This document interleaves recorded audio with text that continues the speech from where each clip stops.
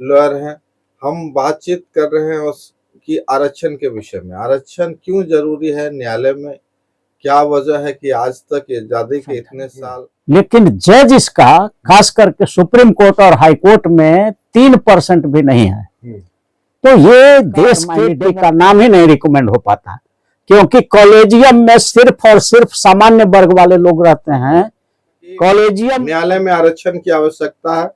साथ ही आपने कॉलेजियम पे भी सवाल उठाया है। मैं ये आपसे एक बहुत ही महत्वपूर्ण सवाल पूछना चाहता हूं कि अब तक आजादी से अब तक सिर्फ मान लीजिए न्याय होना ही महत्वपूर्ण नहीं है, सिर्फ न्याय होना ही महत्वपूर्ण नहीं है, न्याय होते हुए दिखना भी चाहिए जी। तो ये जो जजेज बन रहे हैं, न्याय होते हुए दिखना भी चाहिए जी। तो ये जो जजेज बन रहे हैं सुप्रीम कोर्ट और हाई कोर्ट में, एक ही वर्ग का बनता है।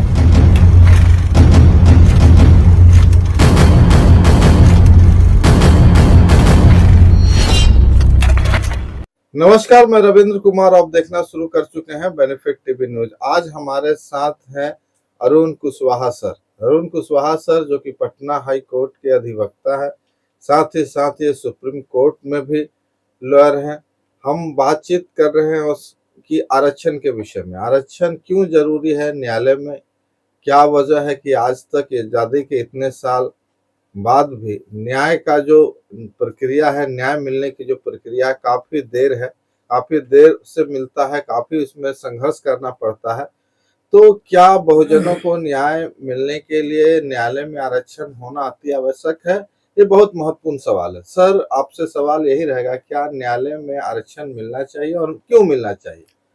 देखिए, सबसे पहले तो आपके माध्यम से, चैनल के माध्यम से हम पूरे बिहार वासियों को, देशवासियों को और दुनिया को नमो बुद्धाय, जय भीम, जय भारत से संबोधित करते हुए यह स्पष्ट कर देना चाहते हैं कि भारत एक ऐसा देश है जहां पर भारत के संविधान में देश के लोगों को 6 वर्गों में विभाजित किया गया है, क्लासिफाई किया गया है।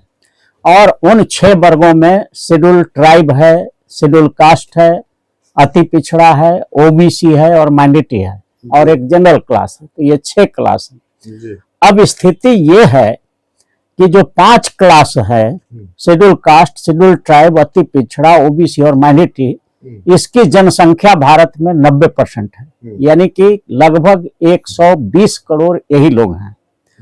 लेकिन सुप्रीम कोर्ट और हाई कोर्ट में न्यायाधीश इन वर्गों का जो 90% आबादी है, SC, ST, most backward, OBC और माइनॉरिटी का, इसका आबादी तो 90% है, लेकिन जज इसका खास करके सुप्रीम कोर्ट और हाई कोर्ट में 3% भी नहीं है।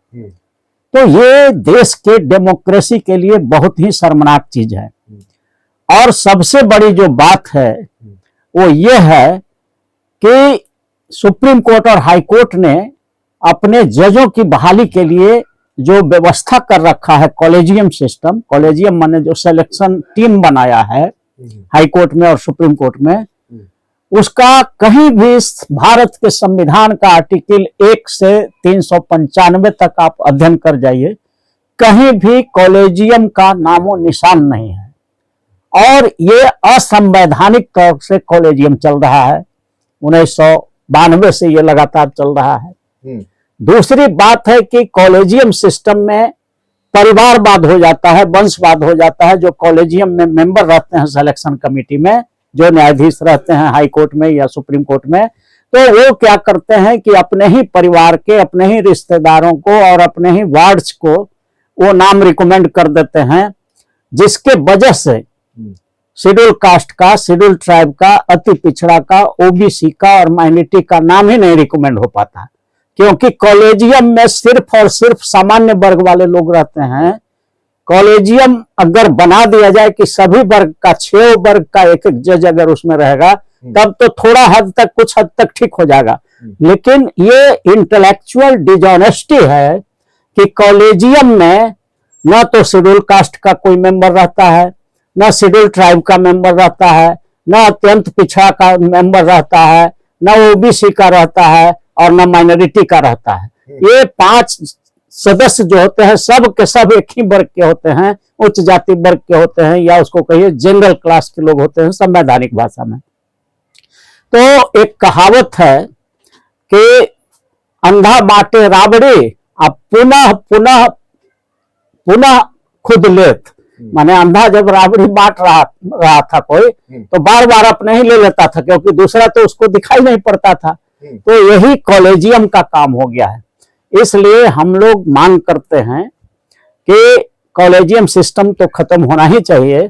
भारत के संविधान के आर्टिकल 312 में all India judicial service commission का जिक्र है, तो all India judicial service commission बनना चाहिए, और हाई कोर्ट और सुप्रीम कोर्ट के जजों की जितनी भी वैकेंसी होती है उसको पब्लिश किया जाना चाहिए, और उसमें देश भर के वकीलों को उसमें बैठने का मौका दिया जाना चाहिए, और प्रिलिमिनरी टेस्ट हो, उसके बाद मेन टेस्ट हो, उसके बाद इंटरव्यू हो, और उसके बाद फिजिकल टेस्ट हो, और जो क्रीम छन के आए, टैलेंटेड लोग जो उसमें आए, उसी को हाईकोर्ट का जज बनाया जाना चाहिए, और उसमें रिजर्वेशन भी होना चाहिए।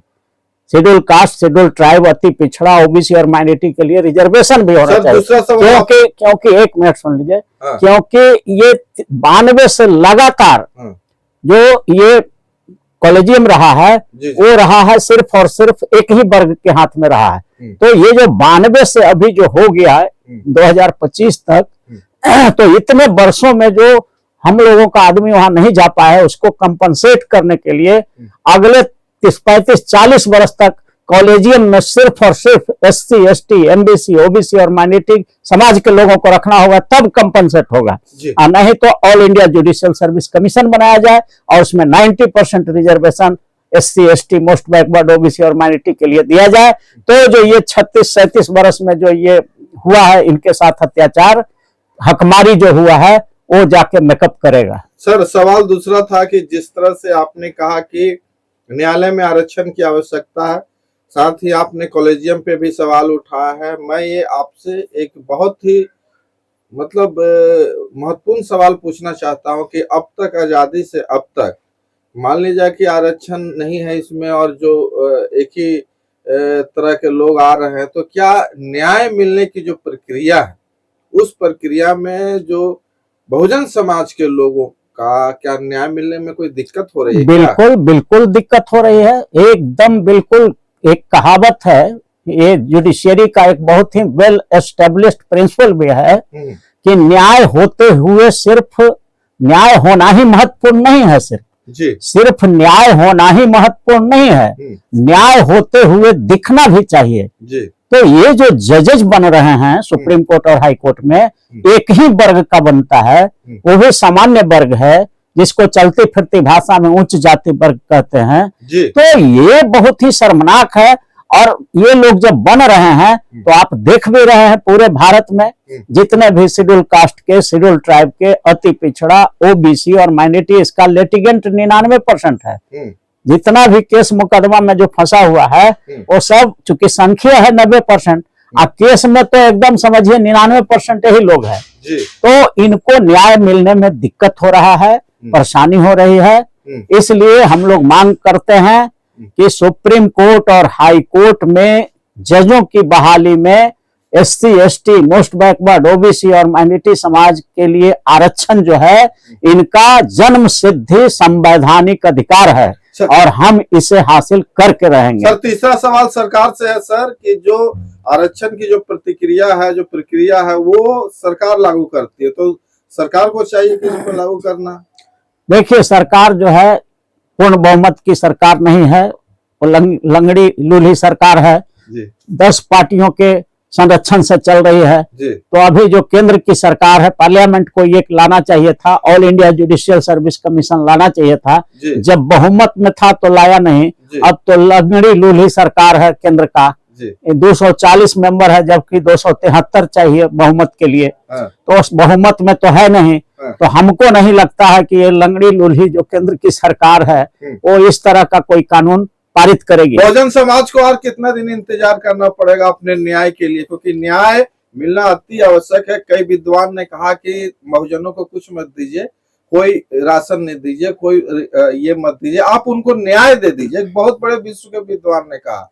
तो क्या भारत में बहुजनों को न्याय मिलना असंभव लगता है सर? देखिए, भारत के संविधान के प्रियम्बल में कहा गया है कि संविधान घोषित करता है कि पार्लियामेंट या देश का जो संविधान है वो कह रहा है, अपने खुद बोल रहा है संविधान कि हम देश के नागरिकों को सामाजिक न्याय देना चाहते हैं, आर्थिक न्याय देना चाहते हैं, राजनीतिक न्याय देना चाहते हैं, फौजदारी न्याय देना चाहते हैं, धन धरती राज पाट सब में न्याय देना चाहते हैं।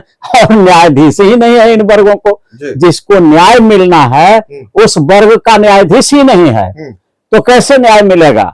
पूरा आपको जान करके आश्चर्य होगा कि जो वकील 8 लाख से कम कमाता है साल का, उसका नाम नहीं रिकमेंड होता है। अच्छा। कम से कम 8 लाख रुपया सालाना कमाएगा जो वकील, उसी का नाम हाई कोर्ट के जज के लिए या सुप्रीम कोर्ट के जज के लिए भेजा जाएगा। तो ये क्या है? ये लोकतंत्र है कि धन तंत्र हो गया। अच्छा। यानी कि मतलब जो वकील बहुत ज्यादा कमाता है वही बनेगा। और ऐसी स्थिति में गरीब समाज के जो वकील अभी आ रहे हैं उनको उनका नाम रिकमेंड ही नहीं होगा। अच्छा। क्योंकि वो 8 लाख महीना कमाएंगे नहीं, साल में 8 लाख कमाएंगे नहीं। तो इसलिए ये जो कॉलेजियम सिस्टम है जो धन तंत्र पर आधारित है, जहां पर ये मेरिट किलर भी है, मेरिट का कोई कदर नहीं है। अगर कॉलेजियम में आपके लोग हैं तो आपका हो जाएगा, कितना भी कमजोर वकील रहिएगा तो भी हो जाएगा। मेरिट किलर भी है कॉलेजियम, असंवैधानिक भी है, अलोकतांत्रिक भी है। माने लोकतंत्र में ऐसा नहीं चलना चाहिए। सभी देश के सारे वकीलों को इसके सिलेक्शन में बैठने का मौका देना चाहिए। आर्टिकल 16 कहता है, संविधान के आर्टिकल 16 कहता है कि कोई भी पद निकलता है तो देश भर के जो एलिजिबल कैंडिडेट हैं उनको बैठने का मौका देना चाहिए, उसमें भाग लेने का। तो ये जो कॉलेजियम सिस्टम है, ये ऐसा सिस्टम बना दिया है कि देश भर के करीब जो है 27 लाख वकील हैं, किसी को मौका ही नहीं मिलता है कि आप हाई कोर्ट और सुप्रीम कोर्ट के जज बनने के लिए जो प्रतियोगिता परीक्षा होता ही नहीं है, तो उसको भाग कैसे लेगा? ये 5 गो जज मिल करके सेलेक्ट कर देते हैं। ये बहुत खराब व्यवस्था है।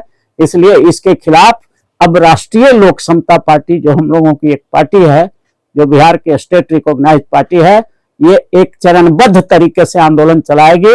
और हम लोग नारा देंगे कि मुकदमा हमारा, वकालत तुम्हारा, नहीं चलेगा, नहीं चलेगा।